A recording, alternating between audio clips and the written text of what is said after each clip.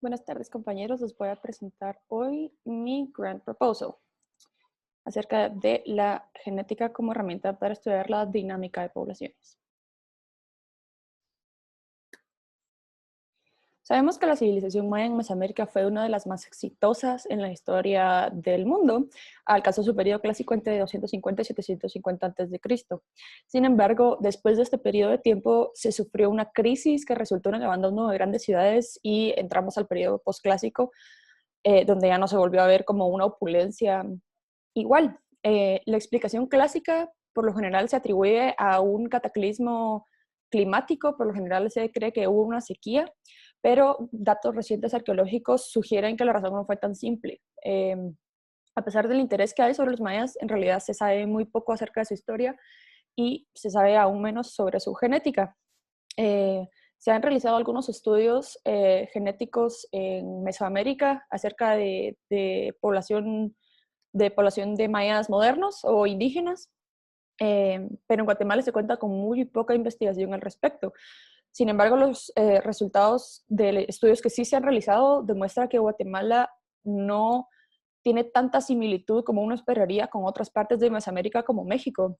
Se piensa que ha habido un aislamiento histórico muy fuerte en Guatemala, lo cual ha provocado que el genoma de las personas indígenas modernas sea muy, muy único en Guatemala. Eh, les cuento como antecedente que se sabía igual relativamente poco acerca de la historia de los humanos en Siberia, y en Escandinavia tampoco se sabía qué pasó exactamente con las exploraciones vikingas, ni cuándo empezaron ni cuándo terminaron. Entonces salieron dos estudios este año que usan la genética para tratar de contestar estas preguntas. Lo que hicieron fue que fueron a sitios arqueológicos y obtuvieron material genético de huesos y dientes de personas prehistóricas, ¿verdad? Y se armó una secuencia de datos con estos genomas y se comparó con las bases de datos que hay de las poblaciones modernas de estos lugares para ver cómo ha cambiado en el tiempo. Los resultados fueron muy interesantes. Se reveló que la historia de la población en Siberia es mucho más compleja de lo que se pensaba anteriormente. Eh, por los datos encontrados genéticos, se sabe que hubieron por lo menos tres eventos de migración masiva eh, que, que obviamente influyen en los pobladores contemporáneos de Siberia. Las exploraciones vikingas, los sitios que muestrearon datan alrededor de 750 y 1050 a.C., que es, nótese, las mismas fechas que el periodo clásico de los mayas, y se ha encontrado una correlación de hotspots de diversidad genética de la población moderna de Escandinavia con los sitios arqueológicos donde llegaron los vikingos. Entonces, mi propuesta es replicar este estudio en Guatemala para describir la migración prehistórica de los mayas y cómo esto influye en el genoma moderno de los indígenas en Guatemala. Las herramientas genéticas que utilizaron en estos estudios no son, no son nada del otro mundo. En realidad, son cosas que ya se conocen y que se han usado en diferentes áreas de investigación. Por ejemplo, el análisis STR es el análisis de polimorfismo de repeticiones en secuencias tándem. Se usa muchísimo en investigación forense para establecer, digamos, para asociar una muestra genética a un individuo.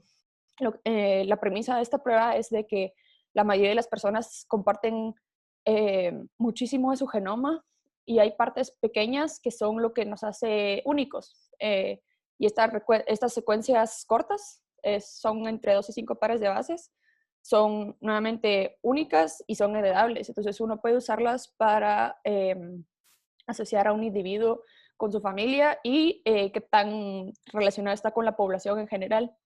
También usaron FISH, que es la hibridación floreciente in situ, que permite, entre otras cosas, visualizar y mapear el material genético presente de una muestra. Esto se logra a partir de preparar secuencias cortas de ADN, son sondas, que busquen la secuencia complementaria en el cromosoma, y se le asocia a la sonda un tinte fluorescente para lograr visualizarlo como se mira en la imagen aquí. Algo importante, además de de los análisis genéticos que se hacen es el manejo estadístico de los datos. En los estudios estos usaron MDS clustering, ese escalamiento multidimensional, como forma de visualizar la similitud genética entre dos individuos en un plano cartesiano. Es buenísimo porque se dieron cuenta que al analizar los datos de esta forma, se puede el plano cartesiano se parece hasta un mapa geográfico. Entonces, si miran aquí, este es el estudio de los vikingos y cómo están arregladas las cosas, parece que fuera un mapa de Escandinavia. La estadística F también sirve como para minimizar el error entre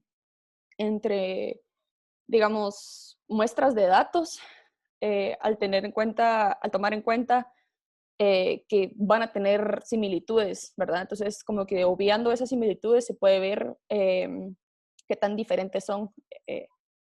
Básicamente, eso es la estadística F. Lo que yo propongo es que este estudio dure un año, con la opción de prolongación al final, si vemos que no recaudamos suficientes datos o que no hubo suficiente tiempo para el análisis de los datos. Entonces, propongo que al inicio del 2021 se definan los objetos y sitios de muestreo, es decir, qué sitios arqueológicos vamos a visitar y también qué poblaciones modernas vamos a visitar para empezar a hacer el estudio. De ahí los primeros 6 meses, recolección de datos de arqueológicos, y los últimos 6 meses, recolección de datos de la población moderna. Y como ya les digo, análisis estadístico y si, o sea, al final del año vemos si hay que prolongar el estudio. El impacto de esto puede ser enorme. Ya sabemos que la genética es el futuro, o sea, es una herramienta que nos puede permitir contestar preguntas del pasado, como estamos viendo. Son preguntas que llevan muchísimo tiempo de existir, pero no solo eso. Si estamos viendo que la ingeniería genética va a tener un fuerte impacto en campos como la medicina, armar bases de datos es el primer paso para que no nos deje atrás como la revolución genética en Guatemala. Muchas gracias. Aquí están mis referencias.